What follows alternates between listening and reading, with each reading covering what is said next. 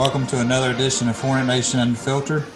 This week we're joined by a former volleyball player for Penny Lucas White. We'll delve into that a little bit more, but for those of you technological savvy individuals, this is an employee at Google, and you all know who she is. We did a story back on her in 2017. Jamie Coleman. Jamie, thank you for taking the time to join us out of your busy schedule. We know that taking time out of your day, especially what you do each and every day, is tough to do. Oh no, thank you. I am so happy to be here. It's always good to see a familiar face, Travis. So happy to be here. I'm looking forward to having a conversation. It's been a little bit, but I'm excited. Let's dive right into it, and we'll get into we'll go backwards. We'll start from what you're doing now and work our way backwards. Okay. I think, and when we did an article on you back in 2017, I'm just going to read this quote because you talked about challenges a little bit, and we defined a challenge. A challenge is defined as a call to take part in a contest or a competition, or even as an objection or query as to the truth of something, often with an implicit demand for proof. I don't know why we really came up with that quote at the beginning. Other than the word you use challenge now that I read it. But the challenges that you go through now on a daily basis off the volleyball court, and this is something you knew you wanted to do before, I'm a year from graduation. I'm 2 years from graduation. This is what I want to do. Talk about just that and making that transition from college to now. Yeah, I think challenge is the best word to use. I think so. If we're just talking strictly just 2017 post-grad and on, I think the biggest challenge I had post-graduation was actually coming from an HBCU and having to integrate into corporate America. We talk about it often, but it was very, very challenging to have gone from a place where you could be openly Black and you could be proud in that, and you were able to really understand yourself and just be a college student where worries were worries, but they weren't adult problems, right? And then you go into corporate America where now I went from being the 99% to now back to the 3%, right? And then having to be removed in the label of a student athlete. I've been an athlete my whole entire life. And so now something that I worked on for 20 years is also out the window. So it was a matter of redefining who I was. And I had all this free time on my hands. And so I'm like, what do I like to do? I don't know if I'm artsy. I don't know if I'm into this type of music. I don't know, being a student athlete, your whole life is planned for you for the most part, where you have, this time and this time is the time that you take classes. This time is when you have practice. You got to be on, everything is so, I got you, just be here. You don't have to really think about it. To now it's, here's a whole 24 hours, figure out what you want to do. And at Google too, it's not like your typical, I clock in at 9, I leave at 5 o'clock. It's really, as long as you get your work done, I don't really care what your schedule looks like. And so you could be in at 8, you could be in at 9, you could leave at 2. So I'm over here like, this is a free for all. I don't know what's going on right now. And so that was very hard for me to adjust to, was going from completely structured to now having to make my own schedule and being unstructured. And then on top of that, like I said, just being a minority of a minority, so being a Black woman in tech was also very challenging because it's not a lot of us here. And so it's like, well, how do you move? Who do you go to? Can you trust these people? You just don't know. And so I think my first year out was probably by far the hardest. I hit a definitely post-grad depression, and people do not talk about that at all, but it was difficult. It was hard. It was like, I got to just do all of this and it never stops. So I can say that was difficult. But after maybe 6 or 7 months, I think it definitely evened itself out a little bit. I got more familiar with my job. I got more familiar with Google. I started to understand the ways of the world and kind of just understand what adulting looked like. And then from that point, I definitely dove into all things development. So what does Jamie actually like? What is Jamie actually interested in? How does this make you feel? It was just a lot of reflection that I never had the time to do, nor felt necessary, right? And so now we speed up. So that was my time in Ann Arbor. And then I was there for about a year, maybe like 13, 14 months. And then I got a new role here at Google in Atlanta. And so that was very interesting as well. And especially now because I work with high-end luxury retailers. And so with COVID right now, it is a mess where everything, when it first happened, clients were like, what are we supposed to do? Like, how long is this going to last for? One of my clients filed for bankruptcy. A lot of the stores had to shut down. So it was a lot of, we don't know what to do. And we, as Google, we're like, we've never seen this before either. We don't know what to do. And so you mix in that with all of the racial injustice stuff that's been happening. And so you've seen a lot of people respond great and other companies respond very poorly. And you see the public responding and like, hey, if you're not responding quick enough or in the right way, we don't even like you. So now even messaging is so important. So it's been much more of an outward problem now than an inward problem. And then I think the challenge with myself in this is I'm such a here today, gone tomorrow person where I travel. I love to travel. So if you go on my Instagram feed, you see like I'm all over the world. And having to sit down for 6-7 months and probably the remainder of the year, I am like on edge. And I'm like, I don't know what to do with myself. I am sick of my apartment. So yeah, I mean, the challenges don't stop, but I think the common core lessons that I've continued to learn is self-reflection is key. I think knowing who you are, knowing what you're about, knowing what you're capable of is always a grounding point for me. And then I think knowing the things that I need to kind of make myself feel okay. I kind of call them like my holy grails to get through the challenging times because they'll keep coming, right? So it's just more so, how are you going to adapt to them? And you bring it up, and let's just, and I'll ask the question, and I'm not sure what, because I know some companies have put restrictions on messaging, and really, I don't want to put you in a bad spot, especially with your employees. But with things going on, especially, with the racial injustices going on, and you live in a city where it happened, where there was an incident, and then you throw COVID on top of it. How much has that impacted you, personally, and then moving forward professionally? And folks, let me just go ahead and if you keep hearing the beeps, I'll take the blame on it. I couldn't teach Jamie how to turn her notifications off. I'm so sorry, guys. That is totally on me. But, hey, that's what makes this unfiltered. We get to tell your stories as notifications go off. But just again, I've sat down and had several conversations. And obviously working at HBC was a little different for me because I get to have those conversations on a daily basis when I want to. And again, the words, you have to be uncomfortable before you can be comfortable. I think Stephen A. Smith probably put it the best, earlier this week when he said, instead of going to social, instead of sending a text, why don't you stand shoulder to shoulder with a person and just say, hey, I can't wrong the rights that my ancestors did 400 years ago to your ancestors, but now we can make things right. Right.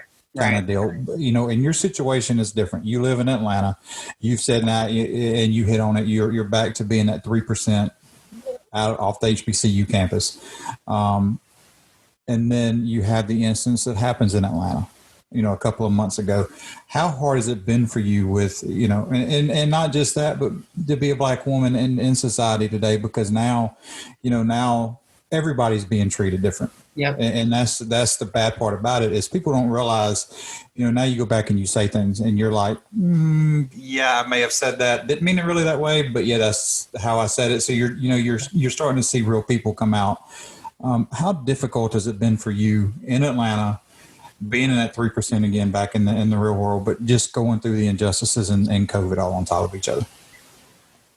When I tell you, I think this has probably been one of the most exhausting years of my life and probably the most exhausting 4 or 5 month stretch of just, it never ends. Like you wake up and you don't know what you're going to find on your phone. You don't know what you're going to wake up to in your inbox. And I think what's different for me, at least now, is that before it was kind of more so like an expected and an accepted norm of you knew who you were, you knew the injustices, you knew how the world worked, but it was like, what, this is just the reality of it. And all the kind of the trauma experiences that you've dealt with, you more so just were able to hide them deep and just had to go on this cover, right? Where now, because it's out and about and social media is just as prevalent and ever showing as it is, it's hard to get away from it, right? So before it was just, if we don't talk about it, that doesn't happen.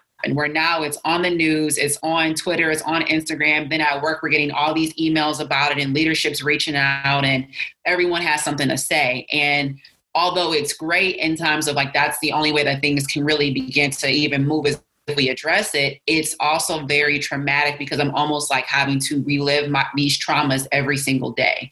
And what makes it so bad now is that it's become normal content. It is literally not even a thing anymore. It's not even shocking to go on the news or go on socials and see a Black man getting killed or, you know, just some type of crazy injustice happening. And we're like, what is going on? And I do think that it's great that people are beginning to ask questions and people are actually interested in wanting to know how they can help. But I think as a Black woman, where I find myself extremely exhausted is having to come into work and one, function like everything's okay. Two, then now because everyone wants to talk about it and at work, I lead a lot of the D&I efforts on my team and within my vertical. So like everyone's like, oh, something happened. Go to Jamie. Like, let's have a conversation, Jamie. Like, let's bring this up to the broader group. And so I've had plenty of opportunities to talk to, you know, like the directors of, you know, some directors at Google and address, you know, my peers of 300 and 400 group sizes. And so we've had these conversations and I think Google has been a good place to facilitate it. They're very open in regards to let's really talk about it, right? But in the same token, it's like I'm constantly overextending myself because everyone wants to have their coming to Jesus, like, you know, moment with racism. And that can be exhausting. It is like my calendar was booked of just like, I just want to talk. I just want to talk. I just want to talk. Help me understand what I can do. Help me understand what I don't see. Help my ignorance. And it's great, but it is exhausting. And so you deal with that at work where there's work and then on top of that too, because I work with external clients, they're not necessarily having these conversations. So although I'm having a fight the power and like, come, you know, let's talk about this and let's figure out what we can do conversation at Google. When I talk to my clients, they're like, oh yeah, everything's great here. And it's like, are y'all sure? Like, are you know, and they're living in a bubble where they don't have to address or acknowledge what's going on. Right.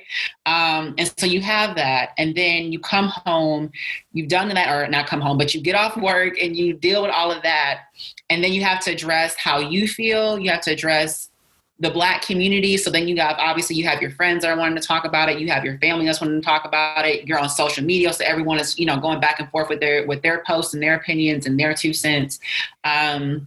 And then you have to try to figure out where you fit in all of that. And sometimes you have the issues of if you're not boots to the ground protesting, then you're not really with the cause. Or, you know, if you're not doing this, then you're not really, you know, out trying to help us. Where it's like everyone has a part to play, right? And it's figuring out what part can you play within your sphere of influence.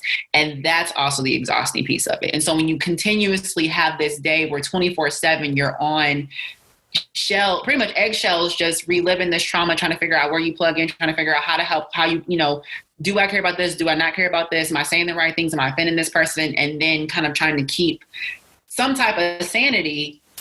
It's been very difficult and it's very exhausting. And I think, right, you know, for me, I almost guilty when I took the time off, when I took the time to get away, when I took, you know, a couple of days for myself. It was like, how can you do this when there's so much stuff going on, right? And then you have the pressure from what's happened before, because my grandparents were, you know, alive during the civil rights movement. So, and some people's parents are as well. So it's like, how can we, or at least my thought process was, how can I be tired and be willing to needing to take a break and my grandparents were out marching and, you know, getting water hosed down and getting beaten and getting attacked by dogs. Like when you see that they had it so siloed then and was so together now, for me, it was also very, you know, hard to walk away for a little bit and not feel that guilt. So it's a lot of just emotions being processed. And then to be in Atlanta where you have the Black mayor, then you have the incident that happens and you have all these things going on. It's like, it's here, it's happening. And there was a lot of protests that I was able to go to, which was amazing. But then you also saw the split in the divides, right? Where everyone has an opinion on how to do this. Not everyone's going to agree. And then it causes a rift in all of what we're doing. So then we can never unite and actually get a goal accomplished. So Very long-winded answer, but I am, to answer your question in short, exhausted. I am trying to keep my peace in all of it. Some days are better than others, but it's really just a process.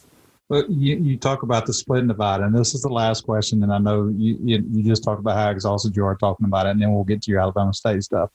But the good thing about when we sit down and talk and we sit down and do an interview with you is you're very open and honest and have a very open dialogue. And I think this is something that, the people that go back and listen and watch this, will enjoy this part of the conversation. But you talk about the divide. Mm-hmm. There's one thing, and you talk about your grandparents marching and civil rights. There's one thing that can bring everybody back to the same page, and that's register to vote and have your voice heard. And one of those big people that played a part in that march with your grandparents in the civil rights movement, John Lewis, who was buried in Atlanta. Yep. But talk about the importance of getting out and having and getting that vote out. Yeah. And so I do think, especially right now, we've seen the power of what the Black community does, right? And we have the ability to sway or, not sway the votes in our favor. And at the end of the day, I think the biggest goal, at least in my opinion, is getting Donald Trump out of office. I don't know how political we can get on this thing, but I mean, in my opinion, I think that's the biggest goal. So whether or not, like you were with Bernie, you were against him, you were with whoever else, you don't necessarily like Kamala, you don't like, whatever it is, it's like at the end of the day, like we have a bigger goal at hand, and your voice matters, your vote counts, and everyone's like, well, because I used to be that way as well, where I'm like, well, how is it? Because the whole Hillary and Trump election thing really threw me off of how does one win the popular vote but lose because of the Electoral College, right? So I was very discouraged in that way. But when you actually see the amount of people who did not vote, ended up being like 40-something%, it's like that really could have made a huge difference in the outcome of what we have right now. And we would much rather want to be on the of I did what I could, and if it didn't work out, it didn't work out, as opposed to I didn't do anything because I felt my voice wouldn't matter. Now you're actually adding to the problem. So I say that to say, like, people, please go out and vote. I don't really care if you don't care, but you need to help us out here. And your voice does matter regardless of how big or small you think it does. But you definitely would rather be on the right side of what's happening right now than on the wrong side of that, which is being inactive. And being inactive is choosing to not participate in what's right. So that's my spiel on that. Go vote, go get registered, all of that. We need everyone we can come November.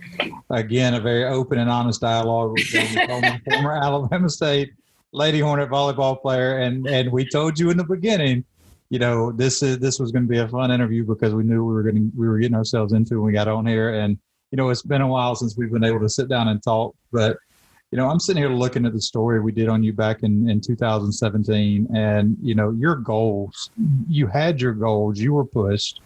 And so you get to where you are today, and you realize you have to adult instead of being that college student. But you had the people pushing you in high school. I mean, the very first quote you said was about your dad, who played at Michigan State, and he pushed you every single day. Yep. Whether it was something that you wanted to do academically, whether it was something you wanted to do athletically, and you even said that you started really playing at a high level at the age of 12.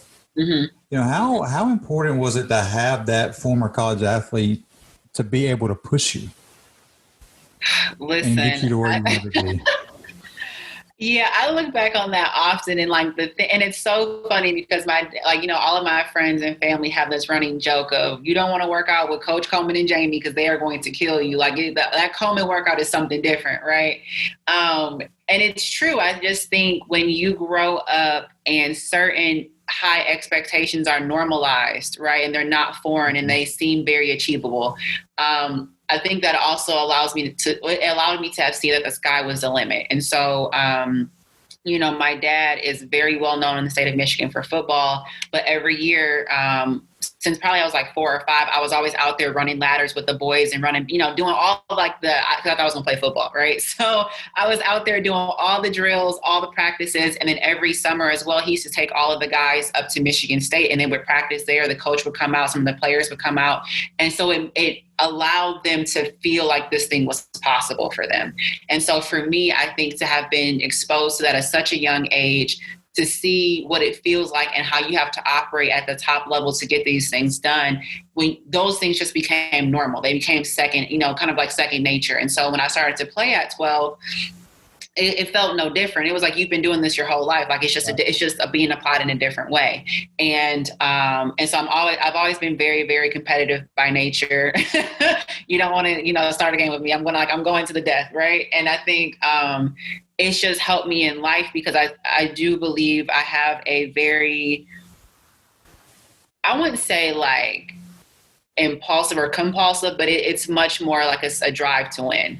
And and I think sports, it teaches you so much more about life than people give it credit for, right? As far as communication, teamwork, dedication, hard work, what it looks like, and to see a lot of people around me, whether they fade out or they quit in certain aspects, it's just a lot of it is mental. A lot of it is mental. Like you're not tired. You're really not. Like you think you're tired and you're telling yourself you're tired, which is what's making you tired and wanting to quit. But you're really not tired, right? And even just little things like that when you are, and that's ingrained in you. Or my dad, like I said, used to do this whole like reverse psychology of like, you worked out today? I was like, no, I was going to do it later. He said, oh, okay, because there's probably like 3,000 other kids that's working out right now, right? Or they already probably worked out. This is their second one. I'm like, oh, all right, let me get up, man. Like, let me go work out. But things just like that, it just becomes a second nature of, what, let me get up and let me get it out the way. And so even to this day, if I don't work out or if I don't do certain things that I know I'm capable of doing or should be doing, I haven't accomplished my day. Right. And so that to me, I think had allowed me to set clear goals, at least to be able to accomplish them and say the things that I said I was going to be doing at 17, 18, 19, I'm currently doing at 25. And it doesn't come easy. I think I can wear it well, but it's a lot of hard work, sacrifice nights. And I think that was the biggest thing was sacrifice, right? Sacrificing of time, sacrificing of you thinking you're tired. I remember I had backstage passes to go meet Drake at a concert. And my dad was like, you are not going because you have practice. I'm like, Dad, it's practice and Drake. Like what are you talking? I can go to practice tomorrow. He was like, no, you need to go to practice. And so when you have to take big major losses like that early in life, you learn everything. It's not really that bad. Like things seem very, I can't believe this right now, but in actuality, when you see the difference and you see like what that would have been versus where I'm at now, it's not that bad. So I say that to say when I was in college or, even in high school, if there was a party or there was a game or there was something that I wanted to do that seemed fun, I had really no problem saying, no, I'll get to the next one because I had grew up understanding the concept and the reward of sacrifice. So a lot of lessons, were definitely learned from my parents growing up, but especially, being under a D1 athlete who played professionally. It's not a joke. You talk about learning lessons. Mm-hmm. And we're going to go totally off of what I was about to ask you. We'll come back to it. But you talk about learning lessons. Your junior year, you learned a lesson and had to come back. And I knew I kind of had a feeling that was about to be the expression I got when I skipped to it. But your junior year, you had a setback, but because of what you did from age 12 on, or even earlier than age 12 on, it allowed you to come back, and I use these terms loosely, better than what you were at the beginning. And I use them loosely because when I get ready to tell everybody this quote and things you've done, I don't know how it could get much better, to be honest with you. But you came back, and in your mind, you even thought you came back better. Oh, most definitely. I think And I give all praise to God on that one, because I think he continues to put patterns into my life as far as how things work. And so I'm going to give his backstory, but more so say how it pertains to my junior year of college. So pretty much from 12 to 17, when I started to play volleyball at a high level, from 12 to 15, I always on the top number one team. From age 12 to 16, I played on the top number one team. And that's when the girl starts to get real tall, like things starts kind of even out a little bit. I'm like, ooh, I'm not growing as much.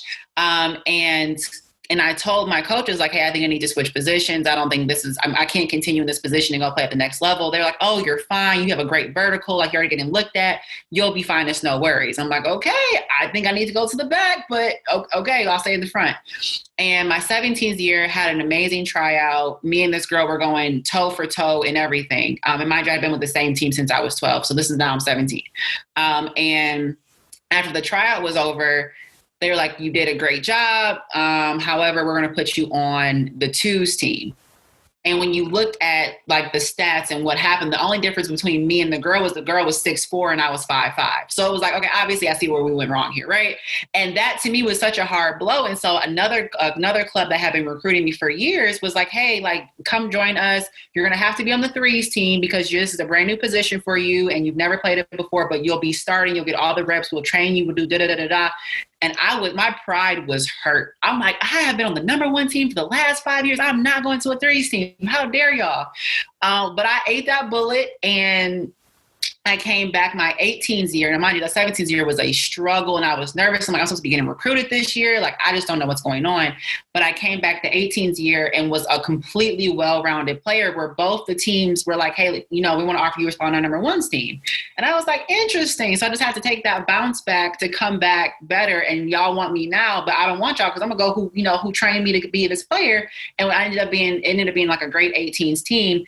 But the positions that I learned my 17 years actually what got me to college, right? And so that was the very interesting thing of the learning how to set and be a libero in my 17 years, what I got all my accolades in college. So I'm like, okay, so I understood the idea of having to take a step back to come back better. And there's always a lesson to be learned. So I say that to fast forward to junior year where I tore my PCL during the middle of camp and I was having I was balling out, Travis, during camp. Okay. Like Coach White told me the spot is yours. Just keep showing up doing it. I'm like, great. Then, like I said, eight days in, torn PCL. I was out for pretty much the whole entire season. Mm-hmm. And I was upset. I went through, I would call it a depression because there was a lot of like family stuff I had going on as well at that time. It's always been sports. And so to not have that outlet, to know like this was going to be my big year, it devastated me. But I can say that through that off time where I was recovering, I began to see what Coach White saw. And I think that's also what allowed me to have a better relationship and probably the best relationship I had with her in my 4 years, my senior year, because all the things that she was saying, I was actually able to see from the outside looking in. And I was able to grow my volleyball IQ in that 2-month period that I was off through the roof because I'm like, oh, this is all making sense now when you take an outside look in as opposed to being so engulfed in what's going on. And so I was able to come back. I came back from my injury 3 weeks earlier than expected. But I was still very like limited in my movement. So I wasn't really comfortable and I was also playing very scared. But that junior year really teed up a senior year that I was like, I couldn't have asked for a better way to go out volleyball wise, I think. And it was just surprising too, to come back and say like, hey, like you won preseason honors. I'm like, what? How? Like who made this decision? Right? Like, are we sure? And just to see how there was so much anticipation behind me coming back and getting into the game, it was very humbling. And it was like one of those God made it a full circle moment of, you see, I'm doing this to you, but I got to pull you back because there's lessons you need to learn that you can't learn by being in the game. And when I bring you back, you're going to be on top of everything better than ever before. And that's literally what happened, to where we were able to take a team that was completely brand new, go undefeated. I won all my accolades. I did what I did, but a lot of it, again, was just mental work. It was the mindset. It was the IQ. It was the training. It was the understanding to be able to do it mentally here first and then be able to act it out physically. So yeah, a lot of lessons have always been from my biggest unexpected and unwanted setbacks. So you bring up the undefeated, you going undefeated in conference. That was the string. That was part of the string of the 44 straight that they won in conference play as a unit. But let me just read this quote to you, and I want you to go back and remember. I don't know if you remember even telling me this and how you said it, but this is what you told me when we did this interview, nearly 3 years ago. My goals in high school were to get a full ride, play Division I, and then get some type of accolades, whether it be first team or second team all conference, just something. But walking away with 3 championships, playing in 3 NCAA tournaments, playing for 4 conference titles, and winning defensive player of the year, none of that ever crossed my mind. When you go back now and you look and you think about that quote, is it still the same? You still are just kind of, when you go back and think about the things that happened while you were here? Yeah, no, I couldn't even imagine that. Like, that was not even on my radar. It wasn't, what I'm saying? It was really just get to college and play ball and do good enough to get some type of recognition, right? That was just do that. And to have achieved all of that. And I think those accolades were great. But I think the biggest thing for me that meant the most my senior year was when my teammates were like, Jamie, we did this for you. That to me showed me that although I was doing all this work, and again, I was doing a lot of sacrificing because that season was so draining for me. It was so difficult. And Coach White gave me a lot of rope to just be like, hey, go figure out your team. Like, I trust you. Whatever you say, we gonna make it happen. And it was a great honor from her to have that much trust and respect and say, like, this team is gonna be under you. So you lead them how they need to be led. And I was frustrated at first. It was like, I'm so, caught up on coaching them and telling them where to go. I can't even get my reps together, right? Like, as opposed to me getting my 12 reps, I'm getting 2 because I'm going off on them the other 8, right? Like, it was so, and I was so concerned and caught up in my own, like, I got things I need to accomplish. It's my senior year. I need this to happen. And that was pulling me away. It was like, no, you need to coach. You need to mentor. You need to pour into. This is the team that's going to get you to the finish line. You can't do it by yourself. To see them at the end of the day, like I said, the last game we played was like, we did all of this for you and we thank you so much. That to me made me cry the most, because it was like, to see how much I fought against that process and fought against taking away from me to give to them. I was like, no. And then to see, like, it was worth it. It was very well worth what I went through, what I sacrificed for myself to give to them, because now that's something that they can continue to do. And so I think I always am surprised by the situations that I end up in, as far as the blessings that I get, the way that things just more so tend to pan out. And I just think that comes from, if you do the work, you do, right by people, it's no telling where you can end up. Because again, where I ended up here, even the job in Atlanta, it literally came through a connection of just like, hey, like, let's talk and let's make this happen. And then off his word and off a couple other people's word, it was like, she's good people. Let her, come down here. So I just continue to just say, like, as long as you, again, do right by people, you set ambitious goals, and you let the proper and the right community know what you're aiming for, there's no stopping where you can go in that capacity. Again, Travis Stroman, joined by Jamie Coleman here on Hornet Nation Unfiltered. And, you and I hate to do this to you, but, you have a tendency to lead me into things. And as I told you the story, it just kind of makes it easy. You talk about how you cried your senior year. There was another moment that you shared a story about crying, and it was when you were 13. Oh, and you already know where this story is going. You make the national team. Yep. Your dad says he's not paying for it. And lo and behold, and I'm just going to say it because my tears came through in that one. Look, my daughter's almost a teenager, so I know how it works. Tears start flowing.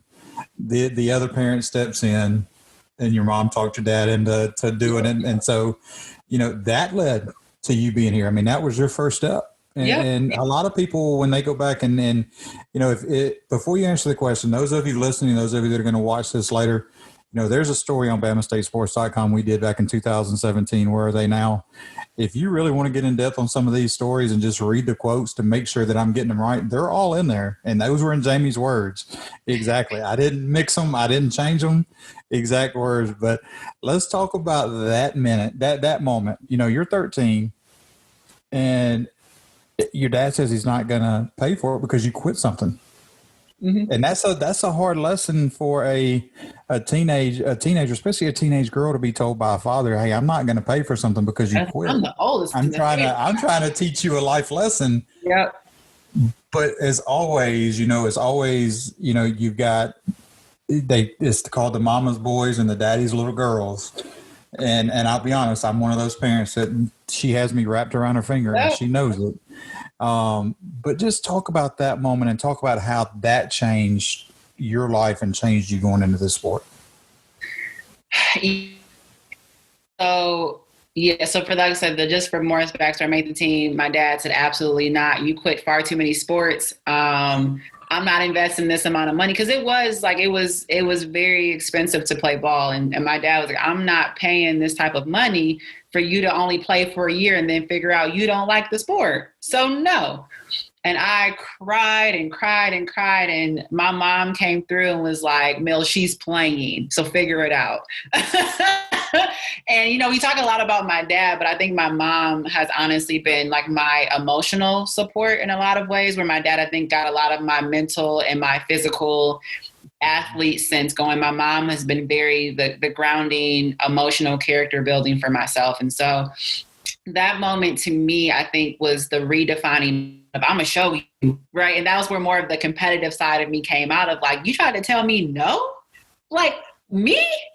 And that to me was the trigger that was like, we're going to make this a thing. Like, I don't care at this point. I have, it's not even about me liking the sport. It's about me proving my dad wrong in this capacity. And I think that's often been my kind of like the chip I wear on my shoulder in a lot of situations. Right. And I say that because that lesson there was, okay, I'm going to show you. And it's been continual, because even at Alabama State, they were like, well, if you go to HBCU, you won't get into Google. They don't even recruit from from colleges like this, which is not true. And I was like, oh, okay, watch. Then I ended up getting the internship. I ended up getting, the job offer. And then even when I was at Google during my internship, I had applied to this Harvard Business School program and got in. And my recruiter was like, yeah, if you leave and go to the program, you're probably not going to hit your quota, which means you probably won't get the return offer. So if I were you, I wouldn't go. My recruiter said that. My manager said that. When I told my parents, they were like, well, they said that, Jamie, like, you got to get a job. So I think, Harvard may just have to wait. I'm like, you ever say no to Harvard? Hold on. No, see. And I was like, again, I'm going to show y'all that I can do both. And I remember distinctly telling my manager, like, I can do this. It's like, Jamie, I don't really know. I wouldn't do it if I were you, but it's up to you. I'm like, okay, I'm going. And I came back and finished first on my team and all of the interns to hit their quota. And I'm always in this space of like, I really want you to tell me I can't do it so I can blatantly show you that I can. And I think, even getting to Atlanta, right? And this is the last one, but even getting to Atlanta, they were like, the office is super small, which it is. They're like, people don't leave. There's a job that opens there maybe once every 3 or 4 years. So you trying to get there in the next year probably won't happen. Because mind you, at this time, I've only been working at Google for 6 months. I'm like, yeah, I'm not staying in Ann Arbor. I need to get to Atlanta. And that was always the goal. And that's why I say, if you put it out there and people like have an ear and you do right by them and they know who you are, they can speak to you, they can make things happen beyond your understanding. And so I was like, I'm getting to Atlanta. And then literally 7 months later, I'm in Atlanta, right? And so I say that to say I really love when people try to tell me what I can't do. It is just literally the encouraging factor of, even if I don't like it, I have a point to prove with this. Don't test my character, right? And so that, I think that all stemmed from me being 13 and my dad telling me no, and to now it being a thing that literally got me to this point to be, debt free from student loans. So it's a blessing, and I'm happy, but yeah, that was a trigger for sure. And now, folks, you see why we wanted to get Jamie on this weekend, because this weekend was supposed to be the first weekend of volleyball here across the country, especially here at Alabama State. But again, Travis Jerome and Jamie Coleman here on Hornet Nation Unfiltered. Oh, we're not done. There's still some things. Oh, listen, I love a podcast. We haven't even talked about Coach White yet. And, if we don't talk about Coach White, I'm not getting that phone call of why you didn't bring me up in the podcast when you were talking to Jamie. But we laughed about this when we did this interview, and you mentioned the internship at Google, and I even referenced the movie. I still love the movie. I still think it's one of the better movies that you can sit down and laugh about. And I love that. I love like, that. does that really happen? And, and we laughed about it when we talked about, but just, you had a plan, you went through it. And a lot of people don't understand that the internship, what you talk about there's some parts of it that are actually true in that movie. Mm-hmm. Very true. Yep. It's actually hilarious. I literally love that movie. And that was actually what the funny thing is, that's what triggered me wanting to apply to Google.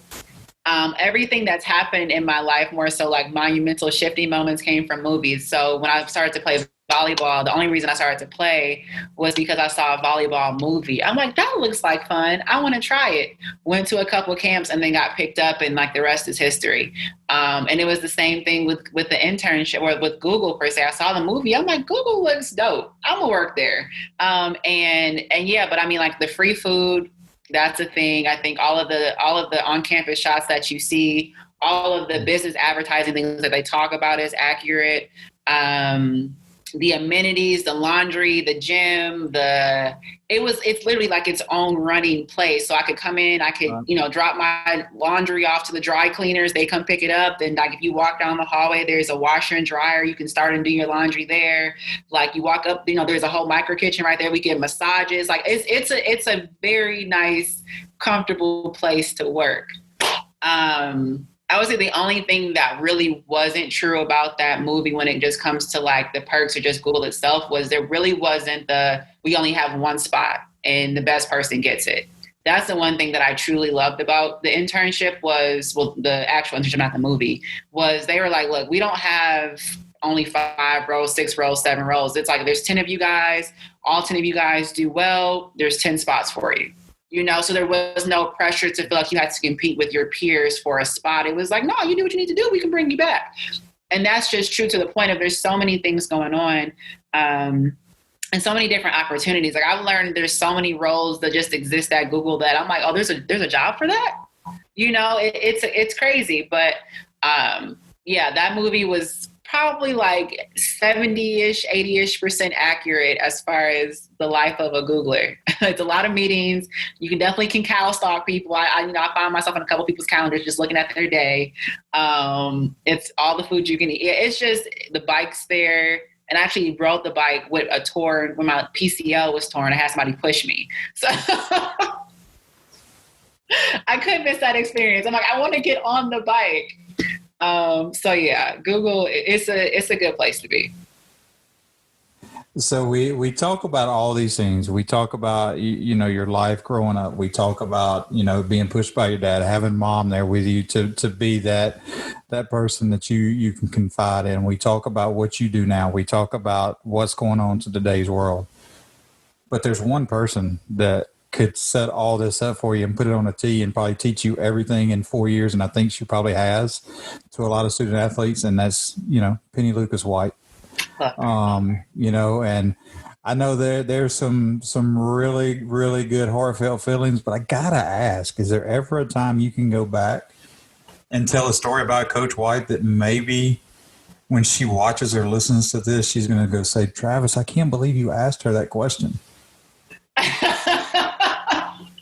So there is one story. I think she might laugh at this story. Like, I don't think she necessarily laughed at it come like senior year. She's like, I didn't do that. I'm like, Coach White, yes, you did. So this was my freshman year, and I was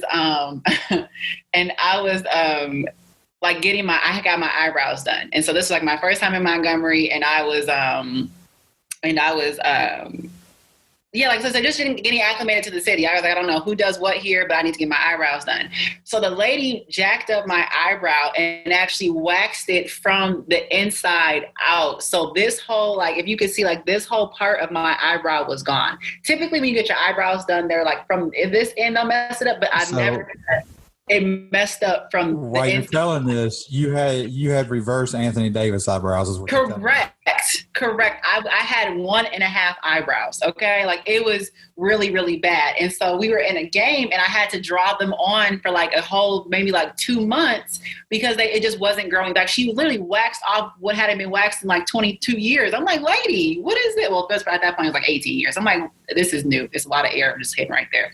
So anyway, we're in a game and Coach White had got mad about something. Like she was going off. I think we might have been losing or something like that. And she was just having a fit. And so me and my teammate, we were laughing about something. And she had like made this, like the Coach White, like kind of like the death stare. And we all just looked at her and she was like, you better stop laughing before I come down there and take your eyebrow off. And like the whole team busted out laughing. The whole team busted out laughing. And I'm like, no, she did not threaten me with my eyebrows. Like, I was so sensitive about it. And I was like, Coach, why? Why would you do that to me? And it was like, at the time, I was like mortified because I'm like, oh my goodness. But everyone was laughing. But I can now like crack up at that story. But I'm like, wow, okay, we're not going to play with her. So I learned my lesson very early on. Like when it's serious, it's serious. This is not a game. That was probably one of the more like, wow, that really happened. I don't think that's the first time you've ever shared that story. And I think that might be the best thing ever I've heard from about Coach White of anybody I've talked to. But, when you think about Coach White, and we had this conversation, and for the folks that are going to hear this before they see what I'm saying, we have a series called Unplugged that's coming out starting today. We'll throw out every Friday with our coaches. Coach White will be 2 weeks from the day that this podcast airs. We talked to her a little bit about her story, and we talked about Coach White on the court and Coach White off the court. Two totally different. Two completely different. If you catch Coach White between August and December, you're going to see a totally different person than you catch from January until July. Yep. Correct me if I'm wrong. No, that is 120% accurate. So when you talk about Coach White, first and foremost, she's family. And that's the way she treats everything, even from January 1st to December 31st. It doesn't matter if you're in season, out of season. It's family. And she demonstrates that because of her family. When you leave your family in Michigan and you're coming to play at an HBCU in Montgomery, Alabama. Mm-hmm. Yeah. And, and we've talked about this before. You're leaving your parents, your mom, who is your confidant, your dad, who is your coach, that pushes you basically mentally, to now you're getting both of those in Coach White. Talk about just that side of Coach White a little bit, that nobody really knows, that, while she's your coach, she's also that mother figure and understands that what you need and how you need it.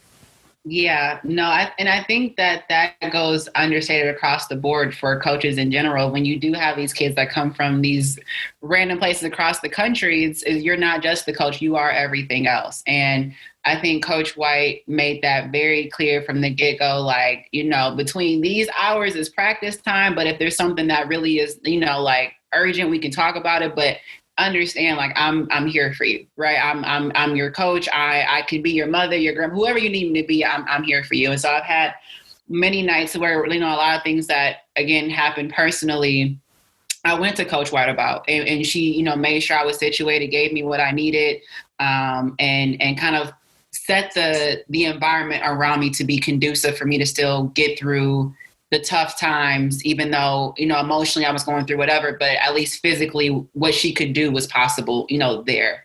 And so that never went unnoticed. And then I just think even the biggest part about it was that it doesn't just stop at college, right? She's just not that person for 4 years. It's to this day I can call her up and it's like, hey, I'm going through the situation. Like, what do you think about it? Or, hey, Coach White, like, I'm looking to, get into this opportunity. Can you help me? Do you know someone in this space? Like, it's always she recently just even connected me, like, in another capacity. That's, potentially a next move for me. And so it doesn't stop. And I just think that a lot of that is built in just the comfort, the trust, the environment, because again, and I think that's something that Coach White always talked about was, we're like, this is a battlefield. We're going into war. And if you can't trust the soldiers that you're with, like, how do we ever expect it to win and be successful? Right. And so I think that had to be a monumental kind of core fundamental piece of, we're all in this together. It's nothing but love, trust. This is family. It's like, again, we riding together, we dying together. Like it's you can't break the unit. And it was even little things like, you know, she can give you a real good back massage, like that, like stuff like just those type of things. Or like in the mornings, I was huge on coffee, right? Like I need my coffee in order to function. So it was okay, cool. Like, let's get her coffee. You know, like it was just those little things that will, like my mom would do things like that. Of like, she'll always have coffee ready for me. Or if I don't feel so well, so here's this. Like it's the little things like that really make the difference. But even just the bigger things, from having the talks to being able to set and tee things up for you to be able to have that environment where you can grow, where you can express kind of like, I'm missing my family, but this is my family as well. And it got to a point where it was so great that when I did go home, you know, for Christmas or like, you know, the summers, it was like, all right, guys, 2 weeks home. It's great to see everybody. I got to go back down here. You know, this is where my life is now. So, and I think that's a lot of that is also just a testament to the environment that Coach White, you know, helped facilitate and set up.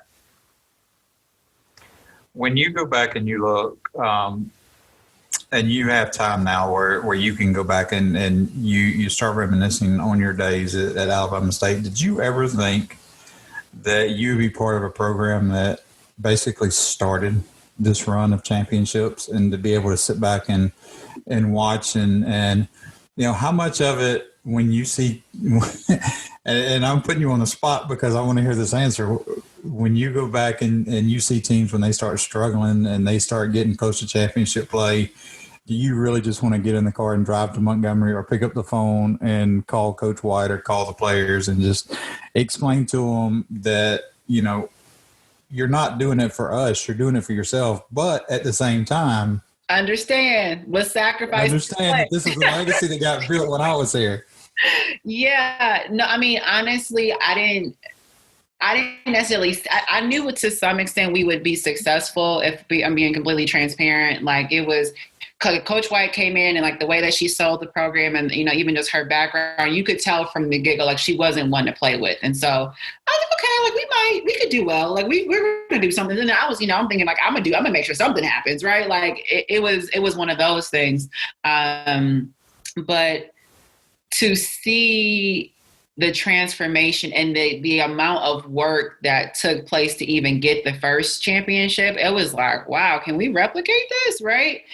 Because it was treacherous, right? Like everyone was pretty much practically new. The team, so the sophomores that I came in with, or the sophomores that were there as I entered my freshman year, their season, like it was, again, you're just, when you get a new coach, you have to go through, you know, all the different shuffles and you got to kind of get the wrinkles out and things like that. And so to have seen like the pre-existing records, I was like, ooh, okay, this might be a little challenging, but it's going to happen. And then to have got through in the first season, I was like, wow, this is what it's for.